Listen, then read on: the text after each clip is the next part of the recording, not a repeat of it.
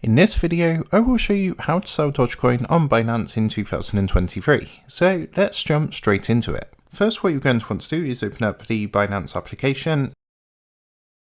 And once you've logged into Binance, if you look at the bottom, you've got some options available. If you click onto the middle one, which says trades, and that's going to take you across to a screen that looks like this. Next, what you're going to want to do is come up to the top left hand corner, so you can see some options at the top. In the top left hand corner, you're going to see the convert option. So what you want to do is give that a click, and what you're going to want to do is make sure this is on to market, and where it says from, if you click onto this, you can actually search for Dogecoin in here. So you just click onto the search box and type Dogecoin, and you can see there it is, it's come up. Now you can't directly convert this to US dollars. What you need to do first is convert it to Binance US dollars, which is this one, BUSD. Once you've converted it to Binance US dollars, you can then go ahead and obviously sell the Binance US dollars for actual US dollars in the fiat currency. So what you would do is just enter the amount of Dogecoin that you want to sell. So say we wanted to do 21.